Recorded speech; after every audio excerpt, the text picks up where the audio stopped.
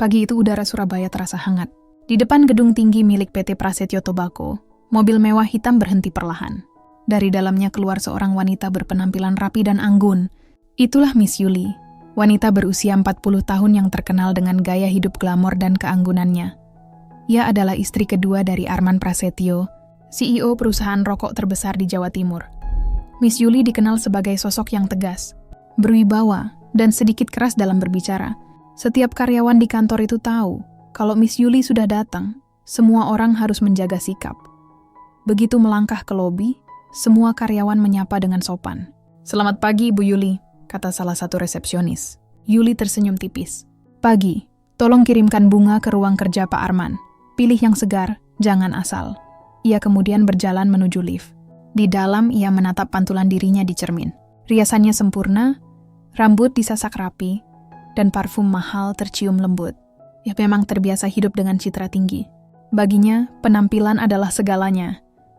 Arman sedang duduk di ruang kerjanya saat Yuli masuk. "Sayang, kamu datang juga?" sapa Arman sambil menutup laptopnya. "Tentu aku bosan di rumah. Lagi pula, aku ingin memastikan kamu makan siang tepat waktu." Arman tersenyum kecil.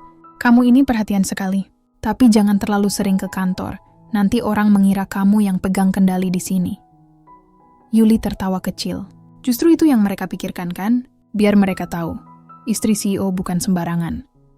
Arman hanya menggeleng. Ia mengenal betul sifat Yuli, penuh percaya diri dan suka menunjukkan posisi sosialnya. Namun di balik sikap itu, Arman tahu Yuli sebenarnya wanita yang perhatian dan mudah tersentuh.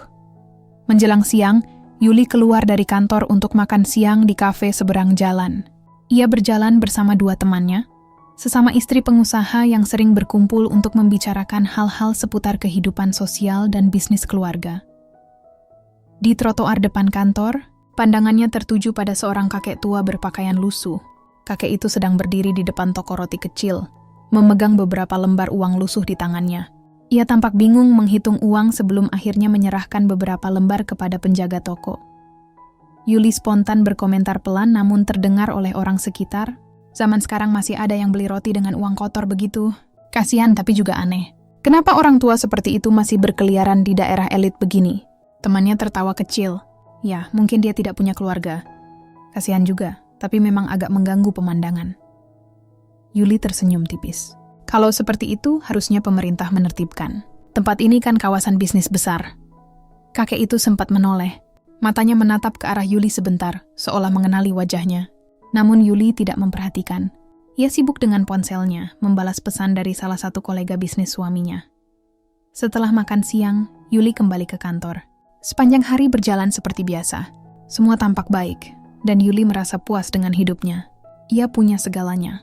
Rumah besar, suami sukses, mobil mahal, dan nama yang disegani di kalangan sosialitas Surabaya. Sore harinya, Arman datang menghampiri Yuli di ruang pribadinya.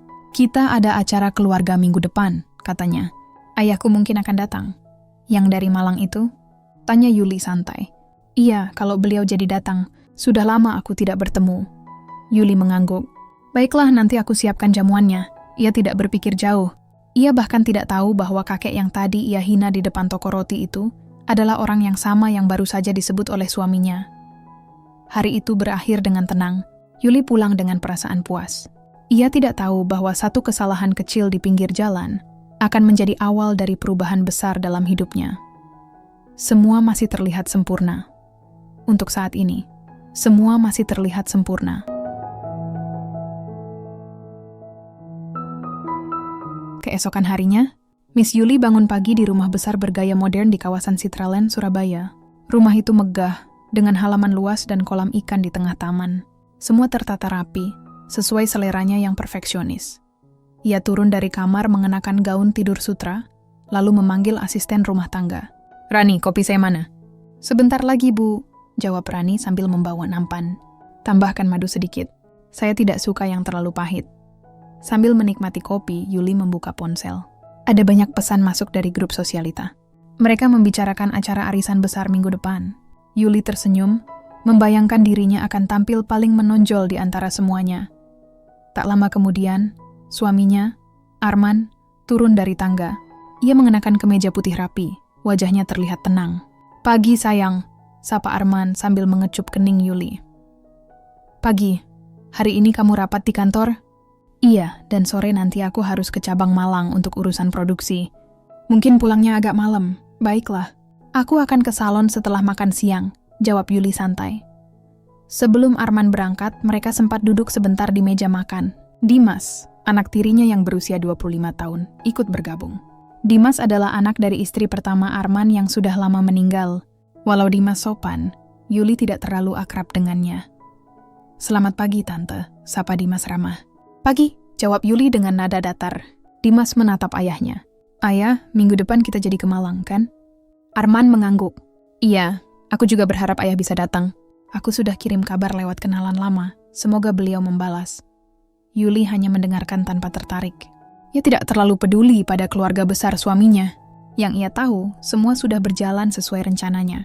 Kehidupan nyaman, status sosial tinggi, dan suami yang mencintainya. Setelah Arman dan Dimas pergi, Yuli menghabiskan pagi dengan menonton acara gosip di televisi. Ia tertawa kecil setiap kali melihat berita tentang kehidupan orang lain yang lebih kacau darinya.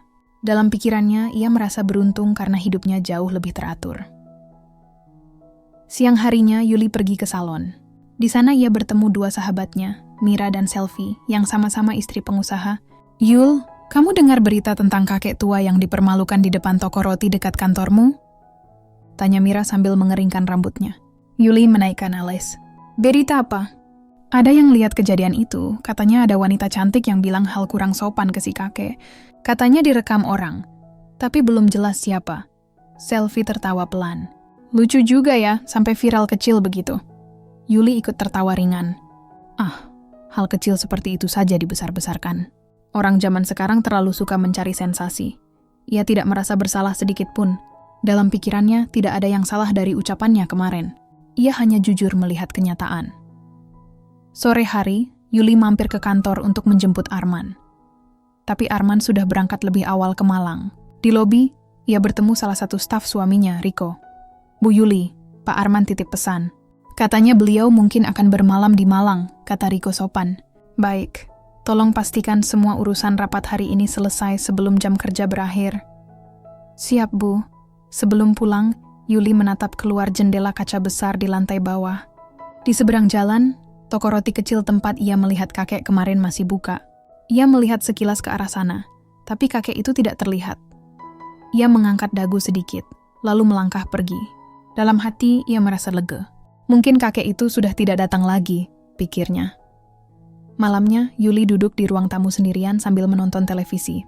Rumah besar itu terasa sunyi tanpa kehadiran Arman. Ia sempat mengirim pesan singkat. Yuli, hati-hati di jalan. Jangan lupa makan malam. Arman, terima kasih sayang. Aku baru sampai Malang. Besok pagi aku ke rumah ayah. Yuli membaca pesan itu sekilas, tanpa terlalu memikirkan siapa ayah yang dimaksud. Ia hanya tersenyum kecil, lalu menaruh ponselnya di meja. Ia tidak tahu bahwa malam itu, di sebuah gang kecil di Malang, seorang kakek berpakaian lusuh sedang duduk di kursi bambu depan rumah sederhana. Kakek itu memandangi foto lama yang sudah pudar. Foto keluarga dengan wajah muda Arman di dalamnya. Dan besok pagi, keduanya akan bertemu kembali.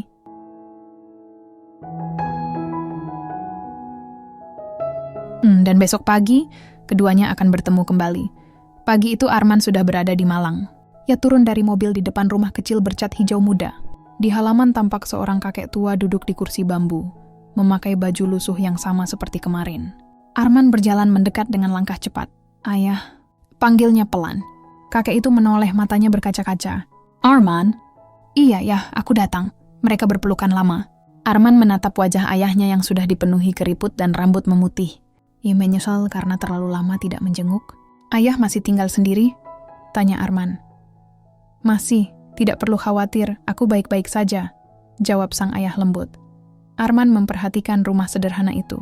Tidak ada barang mewah, hanya meja kayu tua, kipas angin rusak, dan foto-foto lama. Semua tampak jauh dari kehidupan yang Arman jalani di Surabaya. Aku ingin ayah ikut ke Surabaya. Di rumah masih banyak kamar kosong. Kakek itu tersenyum pelan.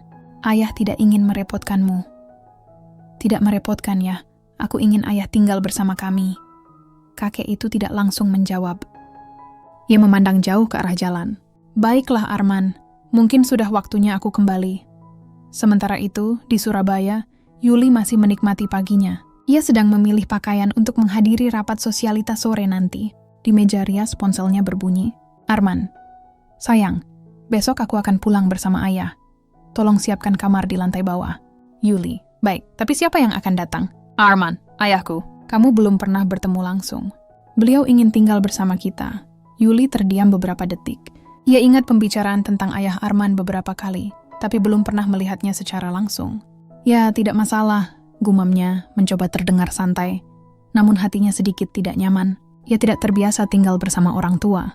Baginya, rumah adalah tempat tenang, bukan tempat untuk merawat orang lanjut usia. Sore harinya, saat Yuli sedang di butik, ia menerima pesan dari temannya. Mira, Yul, video tentang kakek di depan toko roti itu makin ramai dibicarakan di media lokal. Banyak yang marah sama wanita yang ngomong kasar ke dia. Selfie. Iya, katanya si kakek itu sering bantu anak-anak jalanan di sekitar situ. Yuli membaca pesan itu cepat. Dadanya sedikit berdebar. Ah, pasti bukan aku, pikirnya, walau hatinya mulai gelisah. Ia mencoba tidak peduli, tapi entah kenapa rasa was-was itu muncul terus. Malamnya Yuli berbicara lewat panggilan video dengan Arman. Wajah Arman tampak bahagia. Ayah sehat sayang, besok kami berangkat pagi, mungkin sampai sore. Oh begitu, aku akan siapkan kamar tamu, jawab Yuli sambil tersenyum tipis. Aku ingin kamu bersikap ramah ya sayang. Ayah sudah tua, beliau ingin tinggal dekat keluarga. Tentu saja, ucap Yuli meski nada suaranya terdengar datar. Setelah panggilan berakhir, Yuli menatap wajahnya di cermin. Ia menarik napas panjang. Hidupku sudah nyaman. Semoga orang tua itu tidak mengganggu ketenangan rumah. Keesokan harinya, sekitar pukul 4 sore, sebuah mobil hitam berhenti di depan rumah. Yuli yang sedang duduk di ruang tamu berdiri perlahan. Arman turun dari mobil lebih dulu, lalu membuka pintu belakang. Seorang kakek keluar dengan langkah pelan. Ia mengenakan baju lusuh, wajahnya tenang, matanya tajam meski sudah berumur. Yuli menatapnya dari jauh. Hatinya tiba-tiba berdebar keras. Ia mengenali wajah itu. Itu kakek yang kemarin ia hina di depan toko roti. Yuli berdiri kaku, tangannya gemetar ringan. Arman tersenyum gembira dan memanggilnya. Sayang, ini ayah. Katanya bangga. Kakek itu memandang Yuli lama. Wajahnya tidak menunjukkan amarah, hanya tatapan dalam yang sulit dijelaskan. Selamat sore nak, ucap si kakek lembut. Yuli mencoba tersenyum, suaranya pelan. Sore, Pak. Arman tampak tidak menyadari ketegangan di antara mereka. Ia memapah ayahnya masuk ke dalam rumah. Yul, tolong bantu ayah duduk di sofa ya. Yuli mendekat perlahan, masih menahan perasaan tidak tenang. Ia menatap kakek itu sebentar, lalu membantunya duduk. Tangannya sempat bergetar saat memegang lengan si kakek. Kakek itu tersenyum kecil. Kita sudah pernah bertemu, bukan? Katanya pelan. Yuli menelan ludah. Mungkin mirip saja, Pak. Jawabnya cepat. Tapi tatapan kakek itu seperti tahu lebih banyak dari yang terlihat. Dan di saat itulah, kehidupan tenang yang selama ini Yuli banggakan mulai retak tanpa ia sadari. Dan di saat itulah, kehidupan tenang yang selama ini Yuli banggakan mulai retak tanpa ia sadari. Sore itu rumah terasa canggung. Arman sibuk menyiapkan teh hangat untuk ayahnya. Sementara Yuli duduk diam di kursi seberang, berusaha terlihat tenang. Pandangannya sesekali mengarah ke kakek itu, ayah mertuanya, yang sedang tersenyum ramah seolah tidak ada kejadian apapun di antara mereka. Rumahmu besar sekali, Man, kata sang kakek. Iya ya, semua ini juga berkat doa ayah, jawab Arman sambil menuangkan teh. Sekarang ayah bisa istirahat di sini. Tidak perlu hidup sendirian lagi, kakek itu mengangguk pelan. Kalau begitu, ayah akan coba menyesuaikan diri. Yuli memaksakan senyum kecil. Kalau bapak butuh sesuatu, nanti bilang saja ke saya. Katanya dengan nada sopan tapi kaku. Terima kasih nak Yuli, jawab si kakek dengan nada tenang. Setelah makan malam, Arman mengajak ayahnya beristirahat di kamar tamu. Sementara itu, Yuli duduk di ruang keluarga dengan wajah tegang. Ia memikirkan kejadian di depan toko roti. Ucapannya saat itu terngiang-ngiang di kepala. Kenapa aku bisa bicara seperti itu di depan banyak orang? Kalau kakek itu cerita ke Arman, habislah aku, pikirnya. Malam itu Yuli tidak bisa tidur nyenyak. Setiap kali ia menutup mata, wajah kakek itu terbayang. Tatapan matanya yang tenang justru membuatnya semakin gelisah. Keesokan paginya, suasana sarapan terasa aneh. Kakek duduk di meja makan bersama Arman dan Dimas. Yuli datang agak terlambat, berusaha tetap terlihat elegan. "Selamat pagi semuanya," sapanya. "Pagi sayang," jawab Arman dengan senyum. Kakek itu hanya mengangguk pelan sambil menyesap teh. Dimas tampak senang dengan kehadiran kakeknya. "Akhirnya rumah ini terasa ramai lagi," katanya ceria. "Kakek, nanti saya antar keliling kota ya. Banyak tempat bagus di Surabaya." Kakek itu tersenyum. "Boleh, Nak. Tapi kakek ingin mampir sebentar ke toko roti di depan kantor ayahmu dulu." Yuli yang sedang menyendok nasi langsung berhenti. Tangannya kaku. Ia melirik kakek itu dengan wajah tegang. Tapi kakek hanya memandangnya sebentar dan kembali menatap piringnya. Arman tidak curiga sama sekali. "Baiklah ya. Kalau mau ke sana, Dimas bisa antar."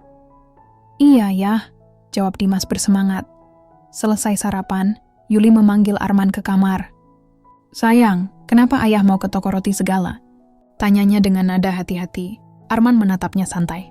"Mungkin beliau ingin melihat-lihat. Katanya dulu waktu muda sering beli roti di tempat seperti itu." Yuli mengangguk pelan, tapi jantungnya berdebar keras. Siang itu, saat Dimas mengantar kakek keluar rumah, Yuli berdiam diri di kamar. Ia mondar-mandir, merasa takut dan tidak tahu harus berbuat apa. Dalam pikirannya, ia hanya berharap satu hal, semoga kakek itu tidak membuka mulut. Beberapa jam kemudian, Dimas pulang bersama kakek. Mereka terlihat akrab. Dimas menceritakan sesuatu dengan antusias. "Tante Yuli, tadi kakek cerita lucu. Katanya ada wanita cantik yang pernah marah-marah di depan toko roti itu, tapi beliau malah kasihan bukan marah. Hebat ya, kakek nggak dendam sama orang seperti itu." Wajah Yuli langsung pucat. Ia menelan ludah lalu tersenyum kaku. "Oh begitu? Ya luar biasa kalau kakek sabar." Kakek itu menatap Yuli dengan tenang. "Orang kadang bisa keliru bicara, Nak. Yang penting dia tahu salahnya dan mau berubah."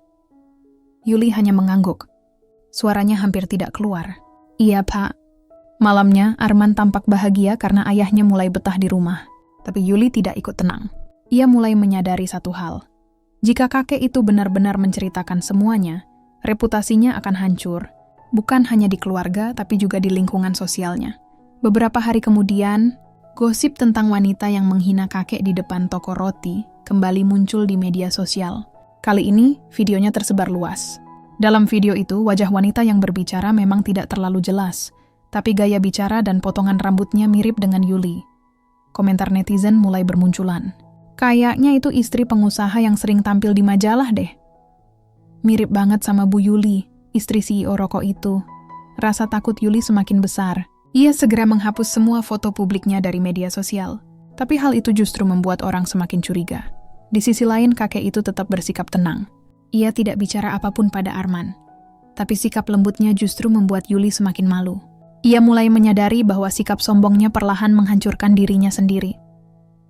Namun sebelum ia sempat memperbaiki segalanya, sebuah kejadian baru muncul yang membuat semua jadi lebih rumit.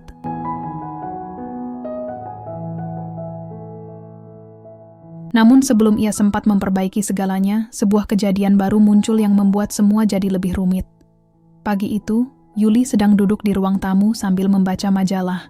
Arman baru saja berangkat ke kantor. Sementara Dimas sedang mengantar kakek jalan pagi di taman kompleks. Rumah terasa tenang, sampai suara notifikasi ponsel Yuli berbunyi bertubi-tubi. Ia membuka ponsel dan langsung terdiam. Grup sosialita yang biasa ia ikuti sedang ramai membicarakan video yang belakangan viral. Video wanita menghina kakek di depan toko roti. Kali ini, video tersebut muncul versi baru dengan gambar lebih jelas. Wajah wanita di video terlihat lebih terang karena direkam dari sisi lain. Walau tidak sepenuhnya jelas, orang bisa menebak siapa dia. Astaga, ini mirip banget sama Bu Yuli, istri Pak Arman. Ya gaya bicaranya sama persis. Kalau benar dia, keterlaluan banget. Yuli merasa tubuhnya kaku. Tangannya bergetar saat membaca ratusan komentar yang terus masuk. Sebagian besar bernada marah, sebagian lainnya mencemooh.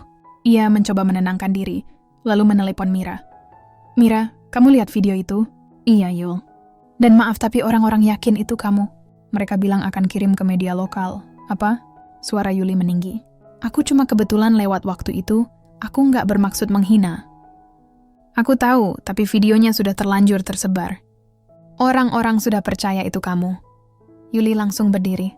Nafasnya terasa berat. Ia menatap cermin besar di ruang tamu. Tidak boleh begini, gumamnya. Ia tahu, kalau berita itu sampai ke Arman, segalanya bisa hancur. Siang harinya Dimas pulang lebih dulu bersama kakek. Saat mereka makan siang, televisi di ruang makan menayangkan berita lokal. Reporter membahas kasus viral wanita yang menghina kakek di Surabaya. Dan kali ini, mereka menyebut nama. Menurut sejumlah sumber, wanita itu adalah Yuli Prasetyo, istri dari CEO perusahaan rokok ternama di Jawa Timur. Sendok yang dipegang Yuli langsung terjatuh ke piring. Dimas menoleh cepat. "Tante?" Yuli menunduk, suaranya gemetar. Itu tidak benar. Kakek menatapnya lama, tapi tidak berkata apa-apa. Wajahnya tetap tenang. Dimas berdiri. "Aku matikan TV-nya." "Tidak usah," kata kakek lembut. "Biar saja." Yuli merasa matanya panas. Ia ingin berteriak tapi tidak bisa. Ia hanya menunduk sambil menahan air mata yang hampir jatuh. Beberapa menit kemudian, Arman menelepon. "Yul, kamu di rumah?"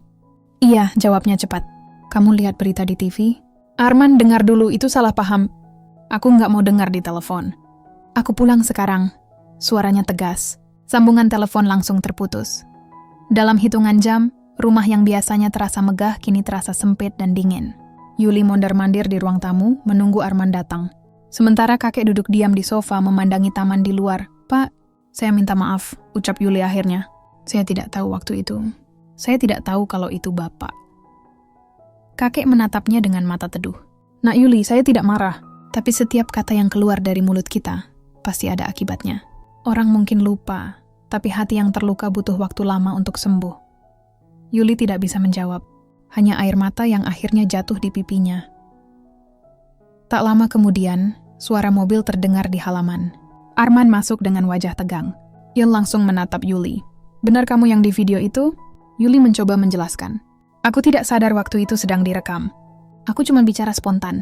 Aku tidak tahu dia." "Ayahku?" potong Arman dengan nada kecewa. "Kamu tidak tahu dia ayahku, tapi kamu tahu dia manusia, kan?" Yuli terdiam. Arman berjalan ke arah kakeknya dan duduk di sampingnya. "Maaf ya, aku tidak tahu hal ini sebelumnya." Kakek menggeleng. "Tidak perlu minta maaf, Man. Ini bukan salahmu." Arman menatap Yuli dalam-dalam. "Aku tidak menyangka kamu bisa berbuat seperti itu, Yul. Aku selalu anggap kamu perempuan kuat dan cerdas. Tapi kenapa harus menghina orang tua di depan umum?" Yuli mencoba mendekat. "Aku menyesal, Arman. Sungguh. Aku malu, aku takut, tapi aku tidak bermaksud." Arman berdiri. "Aku butuh waktu untuk tenang.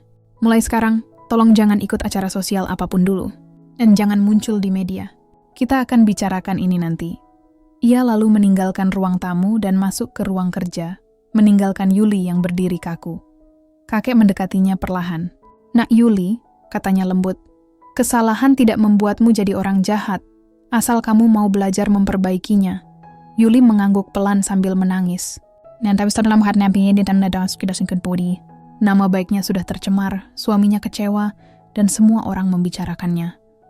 Namun yang paling menyakitkan bukan itu. Yang paling berat adalah menanggung rasa malu di hadapan orang yang ia hina, orang yang ternyata keluarga sendiri.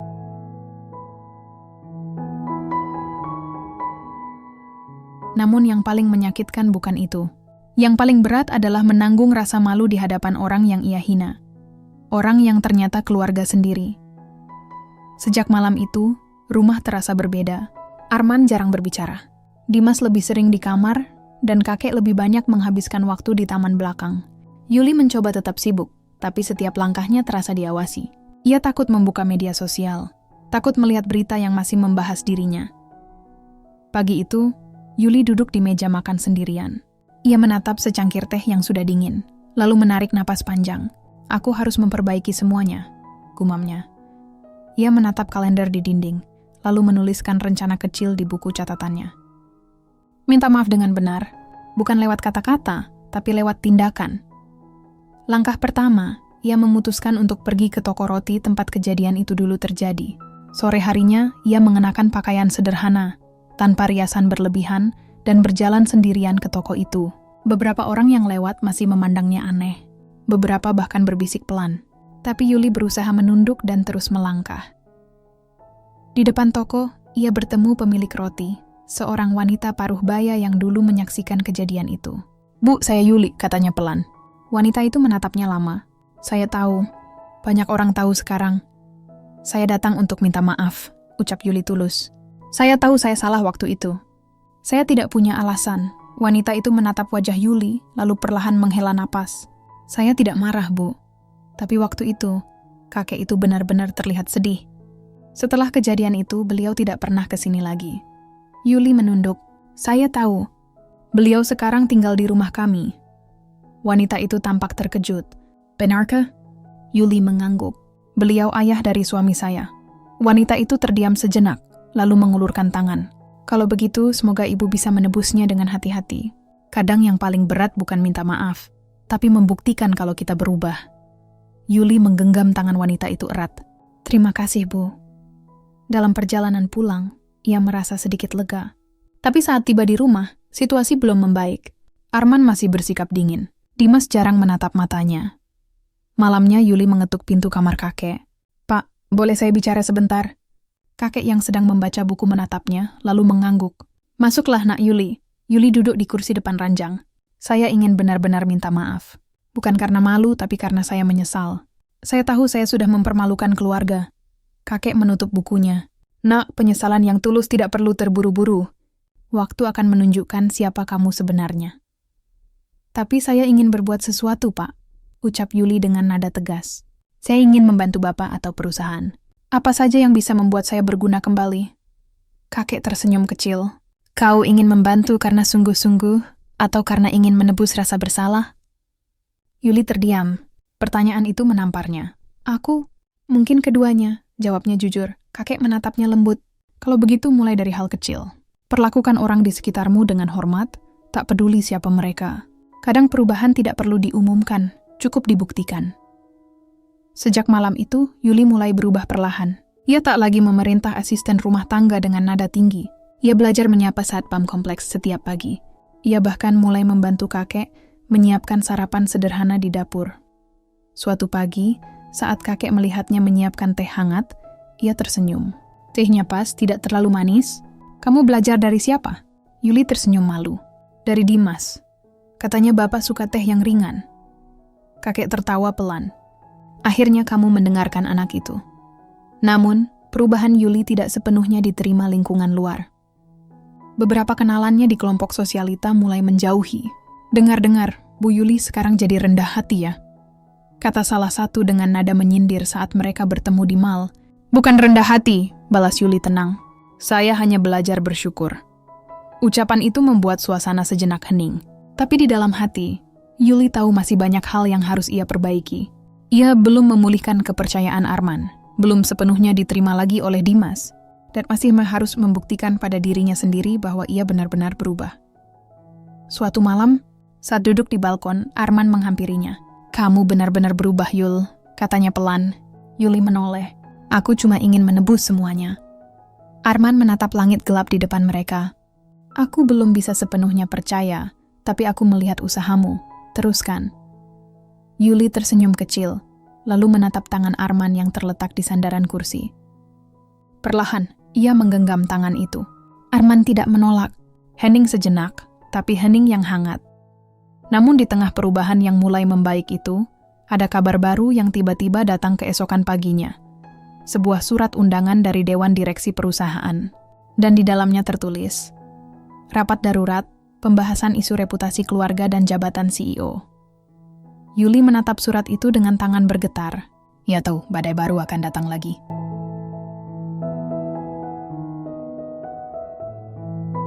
Yuli menatap surat itu dengan tangan bergetar. Ia tahu, badai baru akan datang lagi. Pagi itu, rumah kembali terasa tegang. Arman bersiap ke kantor lebih cepat dari biasanya. Dimas sudah duduk di meja makan, tapi suasana benar-benar hening. Yuli menaruh secangkir kopi di depan suaminya, berharap sedikit kehangatan bisa membantu. Arman, soal rapat itu, aku tahu, potong Arman singkat. Kamu tidak perlu ikut campur. Ini urusan dewan direksi. Nada suaminya tenang tapi dingin, membuat Yuli menunduk. Ia tahu rapat itu bisa menentukan masa depan Arman di perusahaan. Kasus video dirinya belum sepenuhnya reda, dan kini efeknya mulai menyentuh posisi suaminya sebagai CEO. Beberapa jam kemudian, Arman pergi tanpa sarapan. Dimas menatap Yuli dengan canggung. Tante, papa marah bukan cuma karena berita itu, tapi karena orang-orang di luar mulai menekan papa. Banyak yang bilang keluarga kita bikin malu perusahaan. Yuli menarik napas panjang. Tante tahu, Dim. Tante nggak mau papa kehilangan posisinya gara-gara kesalahan tante. Kalau begitu, bantu papa dengan cara yang benar. Jangan hanya diam di rumah, kata Dimas serius sebelum berangkat. Kalimat itu menancap di kepala Yuli. Siang harinya, ia mengambil keputusan berani. Ia menelepon salah satu anggota dewan yang cukup mengenalnya, Pak Surya, dan memohon waktu untuk bicara. Sore itu, mereka bertemu di sebuah kafe kecil. Bu Yuli, jujur saja, kata Pak Surya dengan nada hati-hati. Kasus video itu memang berdampak besar. Banyak pihak mempertanyakan moral keluarga direksi. Bahkan beberapa mitra luar negeri ingin meninjau ulang kerjasama. Yuli menatapnya serius. Saya paham, Pak, dan saya bertanggung jawab penuh atas hal itu. Tapi Arman tidak salah. Semua yang terjadi murni karena saya. Masalahnya, publik tidak melihat seperti itu, jawab Pak Surya pelan. Mereka melihat keluarga sebagai satu kesatuan. Yuli menunduk, lalu berkata, tolong beri saya waktu. Saya akan perbaiki semuanya. Saya akan bersihkan nama keluarga kami. Setelah pertemuan itu, Yuli mulai bergerak. Ia mendatangi beberapa lembaga sosial dan meminta izin untuk menjadi relawan di panti lansia. Ia bahkan menawarkan diri membuat program donasi rutin atas nama perusahaan, tanpa bayaran. Kalau masyarakat melihat perubahan nyata, mereka akan berhenti membicarakan masa lalu. Katanya pada dirinya sendiri setiap kali rasa takut datang. Hari demi hari, Yuli benar-benar menepati janjinya. Ia turun langsung membantu para lansia, menyiapkan makanan, mencuci piring, dan menghibur mereka dengan aktivitas ringan.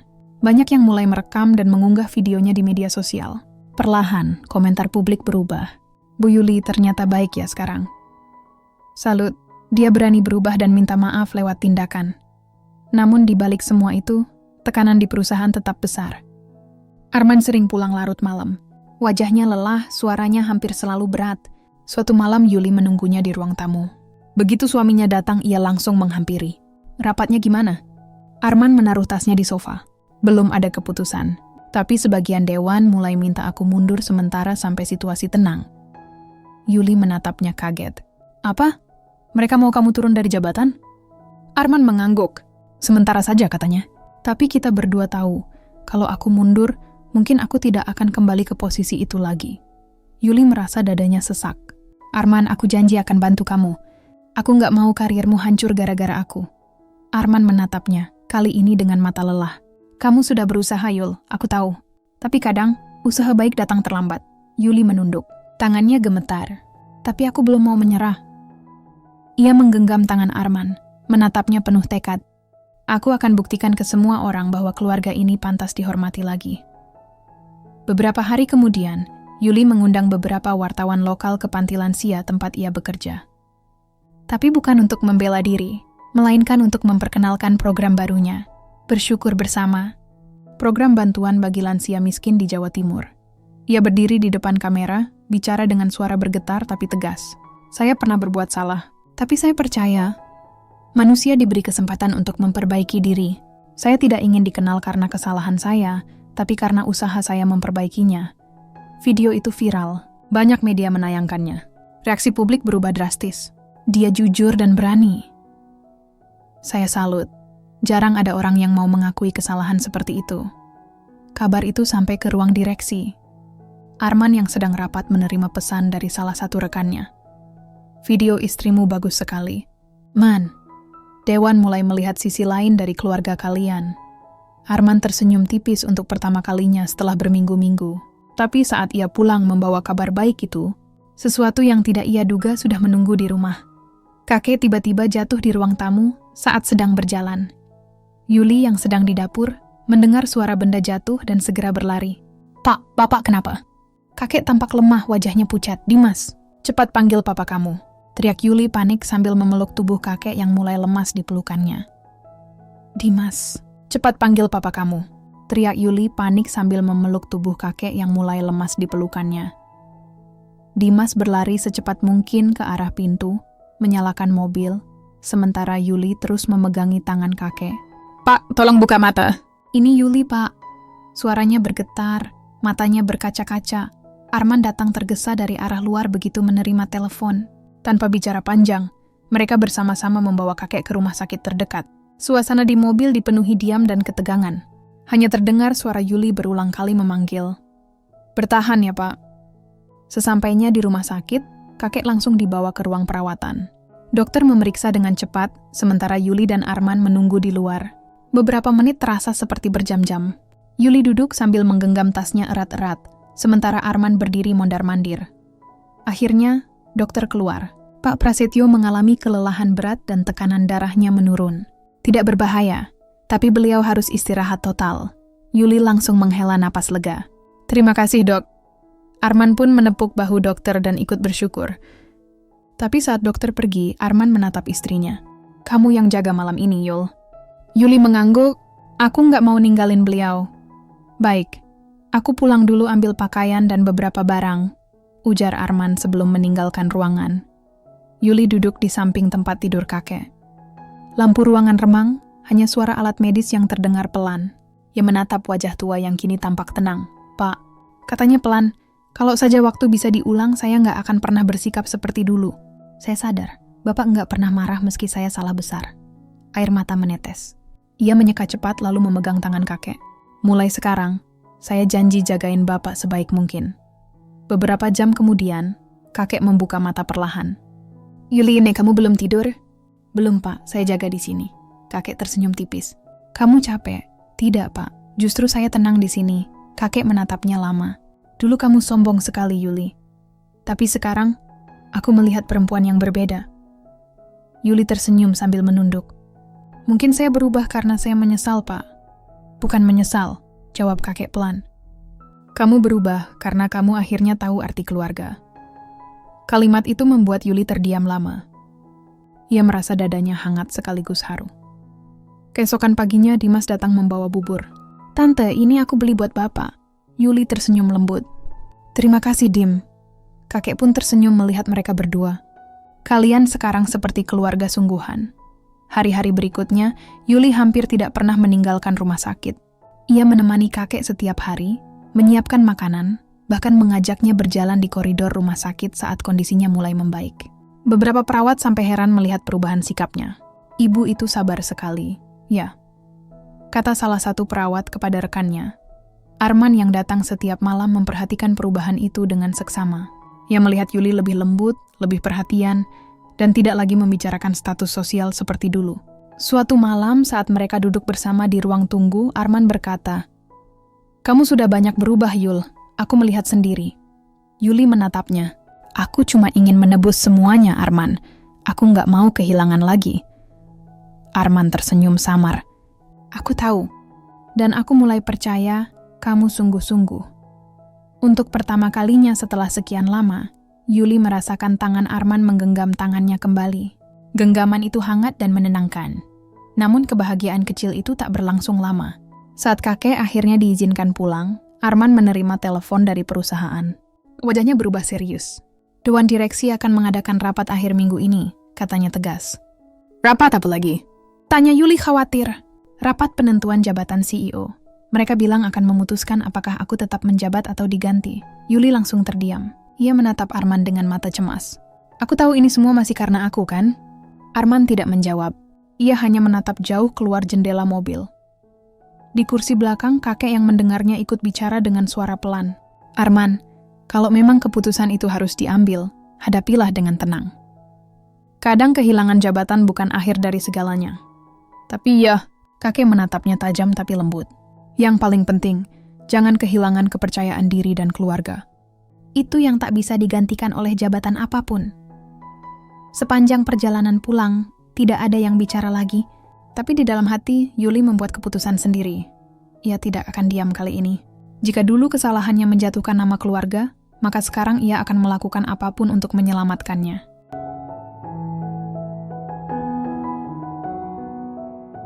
Jika dulu kesalahannya menjatuhkan nama keluarga, maka sekarang ia akan melakukan apapun untuk menyelamatkannya. Pagi itu, Yuli sudah bangun sebelum matahari terbit.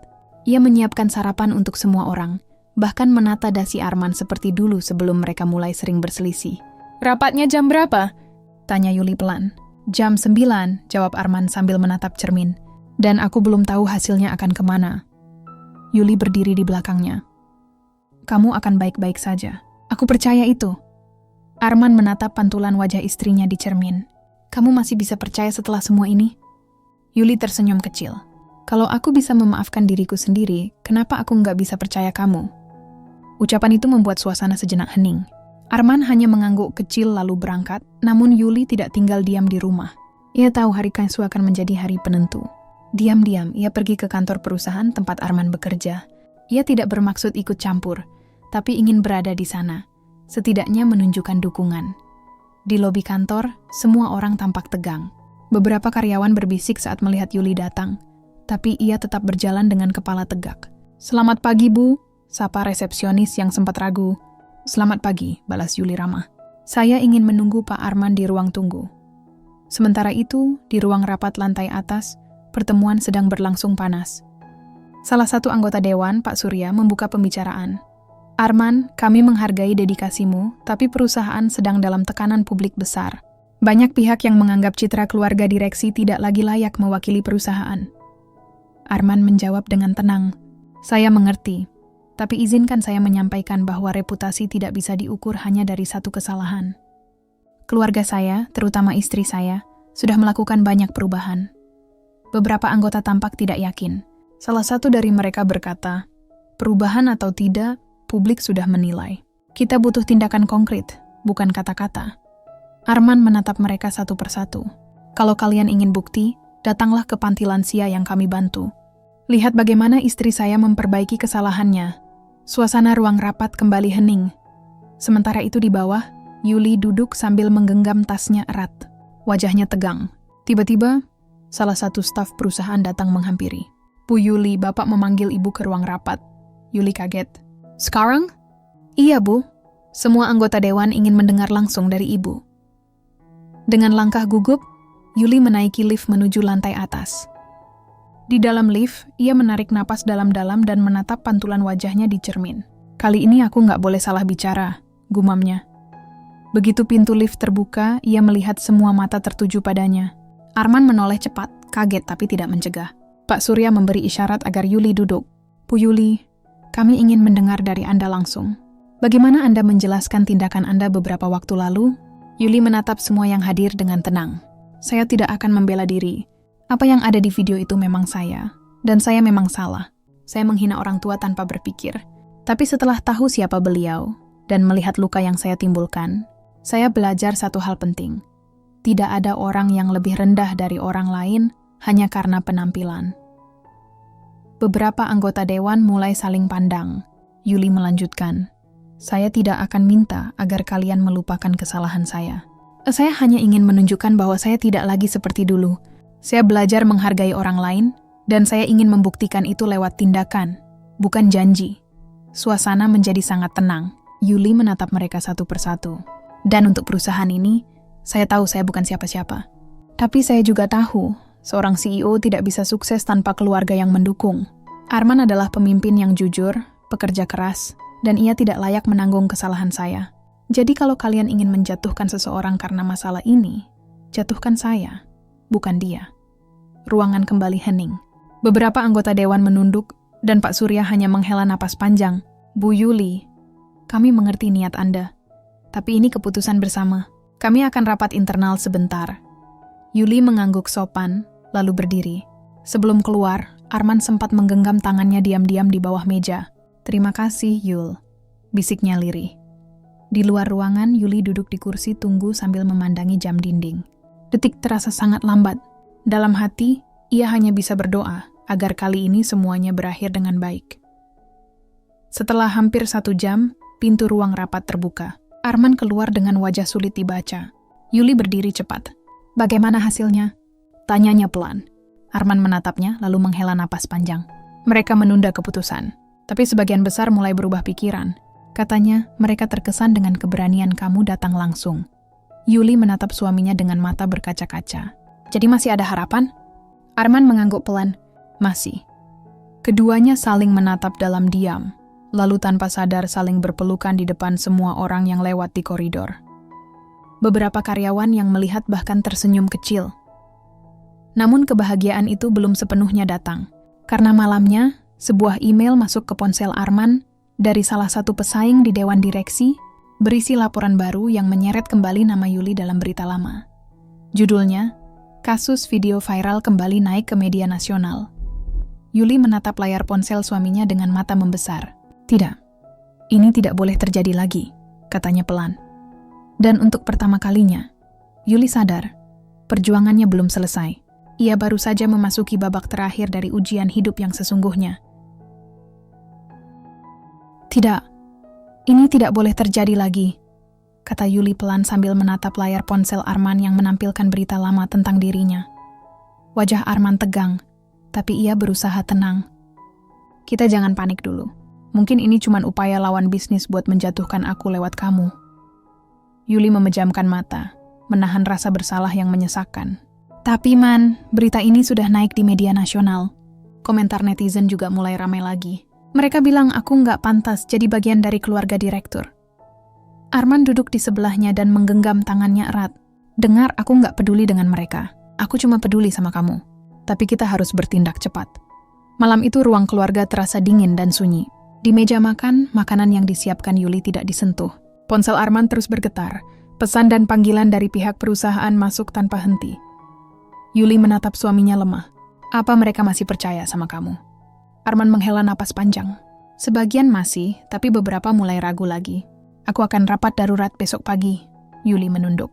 "Mungkin aku harus mundur dari semua urusan publik. Aku nggak mau kamu terus diserang karena aku." Arman langsung menatapnya tegas. "Jangan ngomong gitu. Kita udah sejauh ini. Kamu nggak boleh lari lagi." Namun dalam hati, Yuli merasa ketakutan yang sama seperti dulu. Ketakutan bahwa satu kesalahan kecil bisa menghancurkan semua yang ia cintai. Keesokan harinya berita itu semakin menyebar. Foto-foto lama Yuli saat menghina sang kakek kembali diviralkan dengan judul-judul yang memojokkan. Di depan kantor, beberapa wartawan sudah menunggu sejak pagi. Ketika mobil Arman dan Yuli tiba, puluhan kamera langsung menyorot. "Bu Yuli, apa benar Anda hanya berpura-pura berubah? Benarkah suami Anda dipaksa mundur karena ulah Anda?" Yuli menunduk dan berjalan cepat, tapi Arman menggenggam tangannya agar tetap tegak. "Jangan takut," katanya pelan. Di dalam gedung, Arman segera menuju ruang rapat. Yuli menunggu di ruang lobi, ditemani sekretarisnya. Tapi baru beberapa menit berlalu, pintu ruang rapat terbuka dan suara perdebatan keras terdengar. "Arman, ini sudah keterlaluan. Reputasi perusahaan di ujung tanduk. Kalian pikir aku nggak sadar itu, tapi istriku bukan penipu," balas Arman dengan nada tinggi. Suasana menjadi kacau. Beberapa orang keluar dari ruangan, sementara Yuli hanya bisa duduk mematung mendengar semuanya. Tak lama kemudian, seorang pria setengah baya yang tak dikenal datang menghampirinya. Ia mengenakan kemeja sederhana, wajahnya ramah tapi matanya tajam. "Anda pasti Bu Yuli," katanya dengan sopan. "Saya wartawan independen yang dulu menulis berita tentang kasus Anda. Tapi kali ini saya datang bukan untuk menjatuhkan Anda." Yuli memandangnya curiga. "Lalu untuk apa Anda datang?" "Saya tahu berita yang beredar sekarang sengaja dipelintir oleh pihak tertentu. Kalau Ibu mau, saya bisa bantu memperlihatkan sisi sebenarnya dari cerita Ibu. Tapi saya butuh izin Ibu untuk wawancara langsung." Yuli terdiam lama. Ia tahu wawancara bisa jadi kesempatan memperbaiki citranya, tapi juga berisiko memperburuk keadaan jika salah bicara. Akhirnya ia mengangguk pelan. "Baik, tapi saya mau cerita ini jujur, tidak ditambah-tambahi." "Saya janji," jawab sang wartawan. Wawancara itu berlangsung sore hari, di taman kecil dekat gedung. Kamera kecil merekam tanpa kru besar. Yuli berbicara dengan nada tenang, menceritakan bagaimana kesombongannya dulu menghancurkan dirinya sendiri, dan bagaimana sang kakek yang ia hina justru mengajarinya arti menghormati orang lain. "Apa Anda tidak takut orang-orang tetap membenci Anda setelah ini?" tanya wartawan itu. Yuli tersenyum lemah. "Saya lebih takut anak-anak saya meniru kesalahan saya daripada takut dibenci orang asing." Ucapan itu tulus dan direkam apa adanya. Beberapa hari kemudian, video wawancara itu dirilis di media sosial. Tak disangka, video itu justru viral, bukan karena keburukan, tapi karena kejujuran Yuli. Banyak orang yang menuliskan komentar positif. Akhirnya ada orang yang berani ngaku salah tanpa alasan. Salut buat Bu Yuli. Kesombongan bisa berubah jadi pelajaran. Arman yang membaca komentar itu tak bisa menahan senyum. Ia langsung memeluk Yuli dari belakang. Kamu berhasil, Yul. Lihat, mereka mulai melihat sisi kamu yang sebenarnya. Yuli menatap layar ponsel dengan mata berkaca-kaca. Aku cuman gak mau kesalahanku jadi akhir dari hidup kita. Namun di balik kebahagiaan itu, satu pesan masuk ke ponsel Arman. Isi pesannya pendek tapi menegangkan. Kamu pikir ini sudah selesai? Lihat siapa yang akan bicara besok di media nasional. Nama pengirimnya membuat Arman membeku. Rendra, anak dari Dewan Direksi yang menentang keberadaan Yuli sejak awal. Arman menatap Yuli. Sepertinya mereka belum mau berhenti. Yuli menggenggam tangan suaminya erat. Kalau begitu, kita juga nggak akan berhenti. Malam itu, keduanya duduk berdua di balkon rumah, saling berpegangan tangan. Tak ada kata-kata lagi, hanya keheningan dan tekad kuat di dalam hati. Mereka tahu badai berikutnya akan datang lebih besar dari sebelumnya, tapi kali ini mereka siap menghadapinya bersama.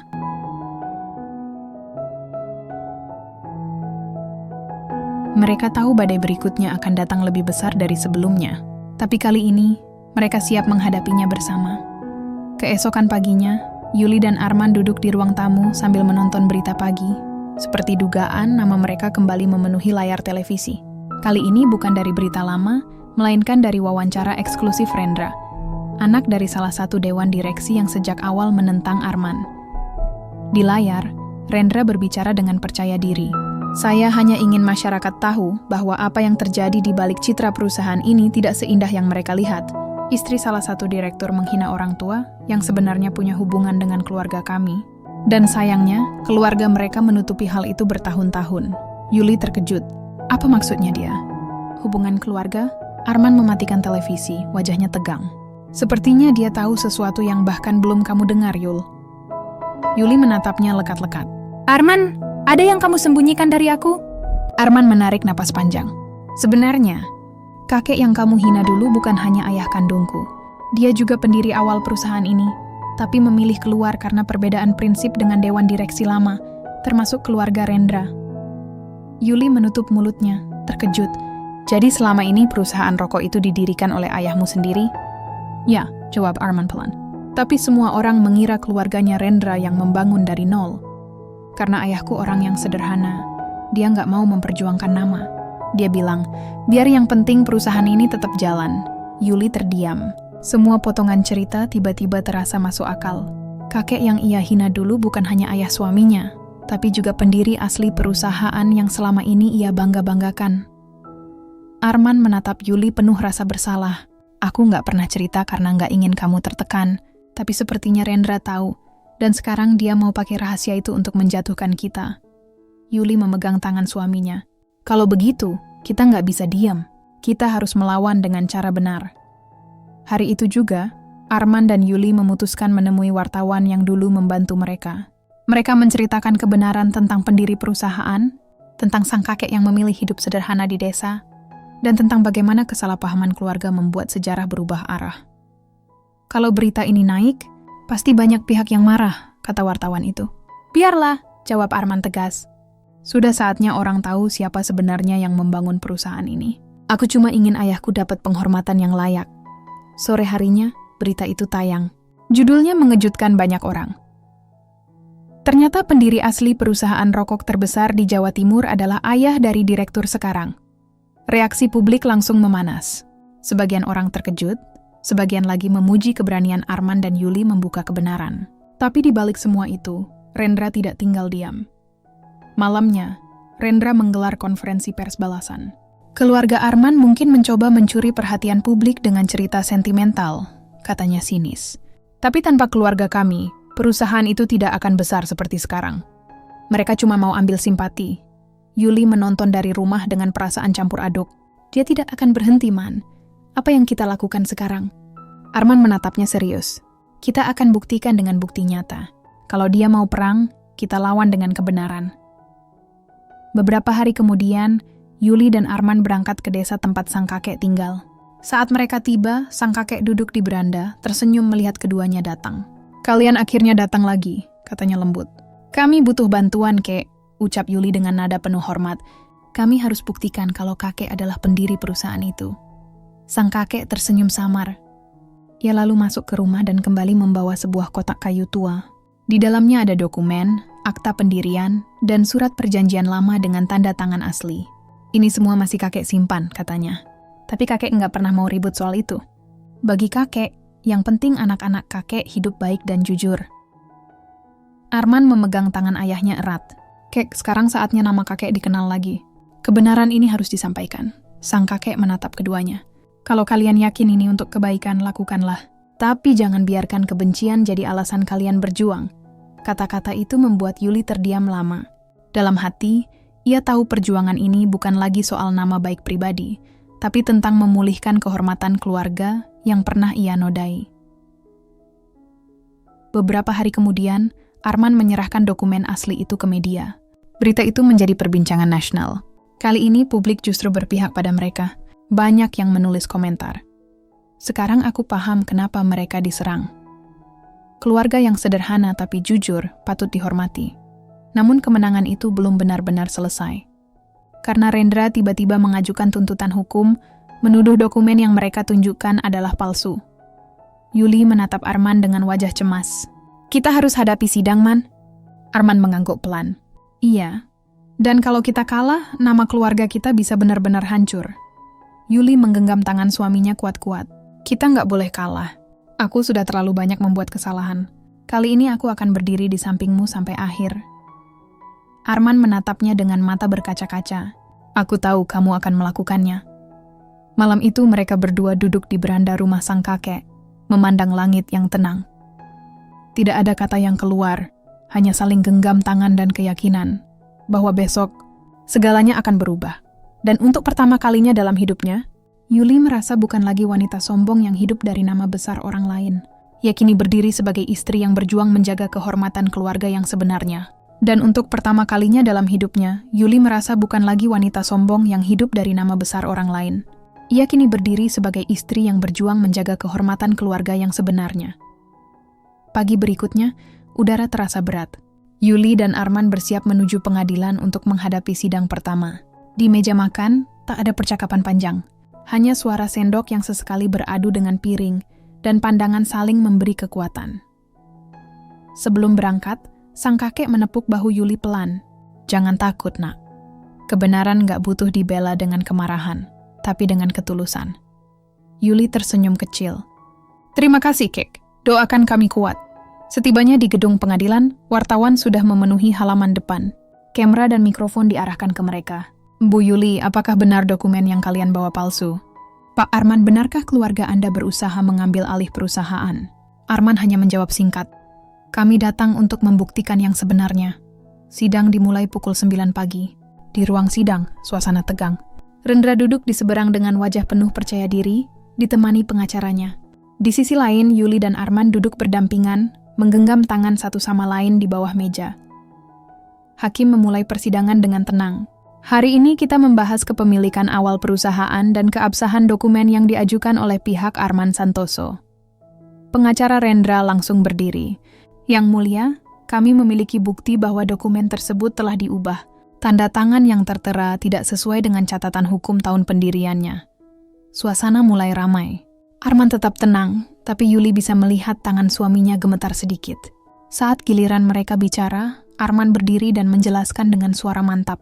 Yang mulia, ayah saya mungkin tidak terkenal, tapi beliau menyimpan semua dokumen asli di rumahnya. Kami membawa saksi yang bisa menguatkan hal ini. Saksi yang hidup dan tahu bagaimana perusahaan itu didirikan. Pintu ruang sidang terbuka. Semua mata menoleh saat sosok kakek tua masuk dengan langkah perlahan. Suara bisik-bisik langsung terdengar di seluruh ruangan. Yuli menunduk, menahan air mata yang hampir jatuh. Arman memegang bahunya pelan. Ayah datang. Hakim mempersilakan sang kakek maju. Silakan perkenalkan diri Anda. Saya Santoso, pendiri pertama perusahaan rokok yang kini dikenal dengan nama Santoso Leaf Company. Ujarnya tegas. Saya menandatangani dokumen ini 40 tahun lalu, dan saya tahu siapa yang menulis ulang sebagian catatan. Bukan anak saya, tapi dewan lama yang ingin mengubah sejarah. Ruangan menjadi hening. Rendra tampak gelisah. Hakim menatap kakek itu serius. Apakah Anda memiliki bukti pendukung? Sang kakek membuka map tua berisi surat-surat lama, termasuk foto-foto pembangunan pabrik pertama dan nota pembelian tanah atas namanya. Semua sesuai dengan tanggal di akta lama. Pengacara Rendra mencoba memotong, tapi hakim menegurnya. Diam dulu, kita verifikasi bukti. Beberapa menit kemudian, setelah pemeriksaan singkat, hakim mengangguk. Tanda tangan dan dokumen ini asli. Rendra langsung berdiri, wajahnya memerah. Ini tidak mungkin. Dia hanya kakek tua yang sudah pikun. Hakim mengetuk palu dengan keras. Saudara Rendra, tolong jaga ucapan Anda. Yuli tak bisa menahan air matanya lagi. Ia menggenggam tangan sang kakek dan berbisik, terima kasih kek, kalau bukan karena kakek, kami nggak akan sampai sejauh ini. Setelah istirahat siang, hakim membacakan keputusan sementara. Berdasarkan bukti awal dan saksi hidup, dokumen pihak Arman Santoso dinyatakan sah untuk sementara hingga pemeriksaan akhir minggu depan. Artinya mereka belum sepenuhnya menang, tapi posisi mereka sudah jauh lebih kuat. Saat keluar dari ruang sidang, wartawan kembali menyerbu. Namun kali ini, pertanyaan yang diajukan berbeda. Bu Yuli, apa yang Anda rasakan setelah melihat kebenaran terungkap? Yuli tersenyum haru. Saya hanya belajar satu hal. Jangan pernah menilai orang dari penampilannya. Kadang yang paling sederhana justru yang paling berjasa. Sore itu, mereka pulang ke rumah dengan perasaan campur aduk antara lega dan lelah. Arman duduk di teras sambil menatap langit yang mulai gelap. Masih belum selesai, Yul. Masih ada sidang akhir minggu depan. Yuli duduk di sampingnya, bersandar di bahunya. Aku tahu, tapi aku yakin kali ini kita akan menang. Arman menatap istrinya dengan lembut.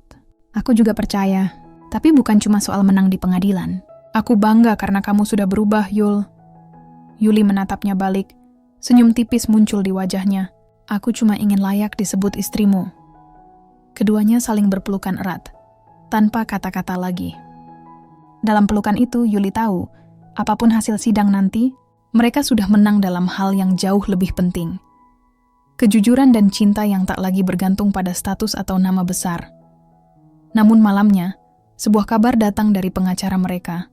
Besok pagi, pihak Rendra meminta sidang tambahan mendadak. Mereka bilang punya bukti baru. Arman menatap Yuli khawatir. Bukti baru? Apalagi yang mereka punya? Yuli menatap lurus ke depan. Entahlah, tapi apapun itu, kita hadapi. Ia menggenggam tangan suaminya erat. Tak ada rasa takut kali ini.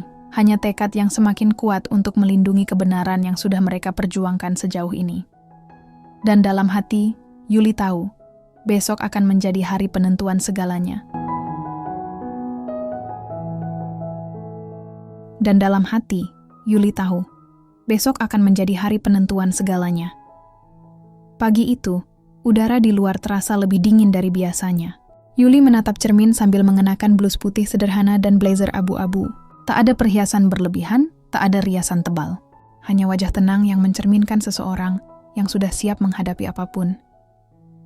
Arman berdiri di belakangnya, membenarkan dasinya sambil tersenyum tipis. Kamu kelihatan kuat hari ini. Yuli menoleh pelan. Aku harus kuat, bukan cuma buat kita, tapi juga buat kakek. Setelah berpamitan dengan sang kakek yang duduk di kursi tamu sambil menatap mereka penuh doa, Yuli dan Arman berangkat menuju gedung pengadilan. Di jalan, suasana di dalam mobil hening. Hanya suara lalu lintas dan napas yang mereka tahan bersama. Begitu tiba, wartawan kembali berkerumun. Tapi kali ini, sorotan kamera terasa berbeda.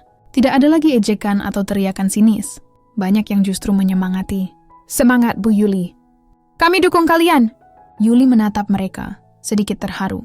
Ia tidak pernah menyangka, orang-orang yang dulu menghujatnya kini memberi dukungan. Di dalam ruang sidang, semua pihak sudah siap. Rendra duduk dengan wajah penuh percaya diri, sementara pengacaranya membawa satu map tebal. Hakim membuka sidang dengan tenang. Hari ini kita akan mendengar bukti tambahan dari pihak Rendra sebelum keputusan akhir dibacakan. Pengacara Rendra berdiri. Yang mulia, kami menemukan dokumen baru yang menunjukkan bahwa tanda tangan di berkas lama memang milik Pak Santoso. Tetapi surat tersebut menyatakan bahwa beliau telah menyerahkan seluruh hak kepemilikan kepada Dewan Direksi lama, termasuk keluarga klien kami. Rendra tersenyum puas. Beberapa orang di ruang sidang berbisik. Yuli menggenggam tangan Arman erat. Apa itu benar, bisiknya? Arman menggeleng pelan. Tidak, ayah nggak pernah cerita soal itu. Hakim menerima dokumen dan memeriksa. Setelah beberapa menit, beliau mengangkat kepalanya. Dokumen ini tampak resmi, tapi perlu diverifikasi keaslian tanda tangan dan tanggal pembuatannya. Tiba-tiba, suara kursi bergeser terdengar. Kakek Santoso berdiri perlahan dari bangku saksi. Yang mulia, izinkan saya bicara. Hakim mengangguk. Silakan Pak Santoso. Dengan langkah pelan tapi tegas, kakek itu maju ke depan. Surat itu memang pernah dibuat, tapi bukan untuk menyerahkan kepemilikan. Itu surat pernyataan saya keluar dari dewan karena saya tidak setuju dengan cara mereka menjalankan bisnis. Mereka menulis ulang dokumen itu setelah saya menandatangani bagian bawahnya. Hakim menatapnya lekat.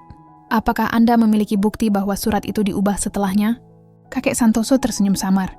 Ada. Saya menyimpan salinan aslinya.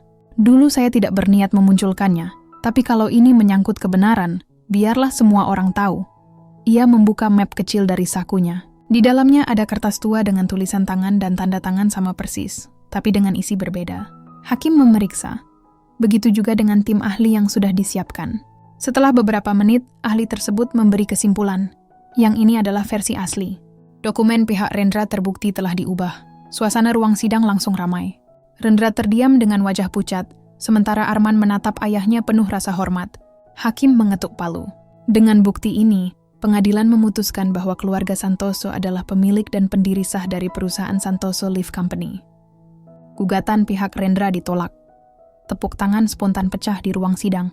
Beberapa wartawan langsung keluar untuk menulis berita. Arman menunduk, menahan emosi, sementara Yuli memeluknya erat sambil menangis pelan. Kita berhasil, Man. Kita berhasil, Arman memeluk balik. Bukan kita, Yul. Ini semua karena kamu mau berubah. Sang kakek tersenyum dari kursinya. Sekarang kakek bisa tenang. Nama keluarga kita sudah bersih lagi. Di luar gedung, wartawan kembali menunggu.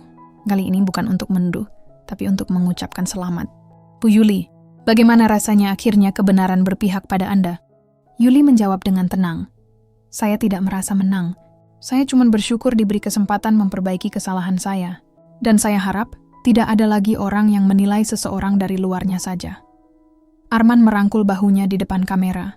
Keluarga kami tidak sempurna, tapi kami belajar, dan itu yang membuat kami tetap berdiri sampai hari ini. Hari itu menjadi momen bersejarah, bukan hanya bagi keluarga Santoso, tapi juga bagi masyarakat yang menyaksikan perubahan besar dari seorang wanita yang dulu sombong dan egois, kini menjadi sosok yang rendah hati dan penuh kasih. Malamnya, mereka semua berkumpul di rumah sang kakek. Suasana hangat penuh tawa dan obrolan ringan. Arman menuang teh untuk istrinya. Mulai besok hidup kita benar-benar baru, Yul. Yuli tersenyum sambil menatap api kecil di tungku. Iya, dan aku nggak mau sia-siakan kesempatan kedua ini. Sang kakek menatap keduanya dengan senyum lembut. Kalian sudah belajar pelajaran paling berharga. Kehormatan bukan datang dari gelar, tapi dari bagaimana kita memperlakukan orang lain. Yuli menggenggam tangan suaminya, lalu menatap sang kakek. Kakek benar, aku akan selalu ingat itu. Dan malam itu, di rumah tua yang dulu jadi saksi kesalahannya, Yuli akhirnya menemukan kedamaian yang selama ini ia cari. Bukan dari kekayaan atau status, tapi dari hati yang tulus. Dan malam itu, di rumah tua yang dulu jadi saksi kesalahannya, Yuli akhirnya menemukan kedamaian yang selama ini ia cari. Bukan dari kekayaan atau status, tapi dari hati yang tulus. Keesokan paginya, Yuli terbangun lebih awal dari biasanya. Suara ayam berkokok dari halaman belakang membuatnya tersenyum. Ia berjalan ke dapur, membuat teh hangat, lalu membuka jendela. Udara pagi masuk, segar dan tenang. Untuk pertama kalinya dalam waktu lama, ia merasa damai. Tidak ada lagi pikiran tentang reputasi, penampilan, atau siapa yang lebih berkuasa. Arman datang menyusul, masih mengenakan kaos santai. Kamu bangun pagi sekali, Yuli tersenyum. Aku cuma pengen menikmati pagi kayak gini. Dulu aku terlalu sibuk mikirin hal yang nggak penting. Arman menarik kursi dan duduk di depannya. Aku senang kamu bilang begitu. Rasanya seperti aku dapat istri baru. Mereka berdua tertawa kecil. Tak lama, kakek Santoso keluar dari kamarnya. Berjalan perlahan dengan tongkat kayu di tangan. Wah, aroma tehnya sampai ke kamar, ucapnya sambil tersenyum. Yuli berdiri, segera menuangkan secangkir teh dan menyerahkannya. Ini kek, teh hangat favorit kakek. Kakek menerima sambil menatapnya dalam. Kamu sekarang betul-betul berubah, Yuli. Dulu kamu nggak pernah mau ke dapur. Yuli tertawa kecil, menunduk malu. Iya kek, sekarang aku malah suka. Rasanya tenang aja. Pagi itu mereka bertiga sarapan sederhana. Roti, telur, dan buah. Tak ada pembicaraan tentang bisnis. Hanya tentang rencana kecil mereka untuk hari itu. Kakek ingin mengunjungi toko roti kecil di depan kantor. Tempat pertama kali Yuli bertemu dengannya. Dulu dalam keadaan yang sangat berbeda. Ketika mereka tiba di sana, suasana toko itu masih sama. Roti-roti hangat di etalase, aroma mentega menyebar di udara. Penjualnya, seorang pria paruh baya, langsung tersenyum saat melihat mereka. "Lo, Bu Yuli! Sudah lama nggak kesini?" Yuli mengangguk ramah. "Iya, Pak. Sekarang saya malah pengen sering kesini." Kakek berjalan ke pojok ruangan dan duduk di kursi kayu. Ia menatap keluar jendela, tepat ke arah jalan di mana dulu Yuli berdiri sambil menghina dirinya. Yuli memperhatikan pandangan itu, lalu mendekat pelan. "Kakek masih ingat tempat itu ya?" Kakek mengangguk. "Ingat. Tapi bukan karena marah, Yul. Justru karena di tempat itu kakek lihat betapa manusia bisa berubah." Air mata menetes di pipi Yuli. Ia duduk di sebelah kakek dan menggenggam tangannya. "Terima kasih, Kek, udah maafin aku. Kalau waktu itu kakek nggak sabar menghadapi aku, mungkin aku nggak bakal belajar apa-apa." Kakek tersenyum lembut. Manusia yang baik bukan yang nggak pernah salah, tapi yang mau mengakui dan memperbaikinya. Arman datang membawa 2 roti hangat dan duduk di sebelah mereka. "Aku beliin roti kesukaanmu, Yul, yang rasa coklat." Yuli tersenyum, lalu memotong sedikit roti itu dan menyuapkannya ke mulut Arman. "Sekarang aku nggak cuma suka rasanya, tapi suka karena ini mengingatkanku bahwa setiap kesalahan bisa jadi awal sesuatu yang manis." Arman memegang tangannya, "Dan aku akan terus ada di sebelahmu, apapun yang terjadi." Hari itu, setelah makan roti bersama, mereka berjalan pulang sambil tertawa. Tak ada beban di wajah mereka. Beberapa karyawan perusahaan yang lewat menyapa sopan. "Selamat pagi, Bu Yuli." "Selamat pagi, Pak Arman." Yuli membalas dengan ramah, tanpa rasa canggung atau tinggi hati. Kini, ia benar-benar berubah. Beberapa bulan kemudian, perusahaan Santoso Leaf Company mulai mengadakan program sosial untuk masyarakat kecil, khususnya membantu para pedagang kecil di sekitar pabrik. Yuli menjadi ketua program itu. Ia sering turun langsung ke lapangan, berbicara dengan para ibu rumah tangga, memberi pelatihan keterampilan, dan membantu anak-anak mendapat beasiswa. Suatu sore, ketika acara selesai, seorang wartawan muda menghampirinya. "Bu Yuli, banyak orang yang terinspirasi dari perubahan ibu. Boleh tahu apa yang membuat ibu berubah sedalam ini?" Yuli tersenyum tenang. "Saya pernah lupa bagaimana rasanya jadi manusia yang sederhana. Tapi ketika hidup memaksa saya melihat dari bawah, saya sadar, kebahagiaan itu bukan soal status, tapi soal bagaimana kita menghargai orang lain." Wartawan itu tersenyum kagum. "Jadi kalau boleh disimpulkan, apa pelajaran paling berharga yang ibu dapatkan dari semua yang sudah terjadi?" Yuli menatap langit sore yang mulai oranye, lalu berkata pelan, "Jangan pernah menilai orang dari penampilannya. Kadang yang terlihat sederhana justru menyimpan kekayaan hati yang luar biasa." Ketika mobil perusahaan menjemputnya pulang, Yuli melihat keluar jendela, ke arah toko roti yang dulu jadi awal segalanya. Di sana seorang kakek tua sedang membantu anak kecil memilih roti. Ia tersenyum lalu menutup matanya sebentar. Dalam hatinya ia berbisik, "Terima kasih Tuhan, sudah memberiku kesempatan kedua." Malam itu, di rumah yang hangat dan penuh cinta, Yuli duduk di teras bersama Arman. Mereka berpegangan tangan, menikmati angin malam. Tak ada kata-kata besar, hanya keheningan yang penuh makna. Arman menatapnya dan berkata pelan, "Kamu tahu, Yul, aku bangga padamu." Yuli tersenyum.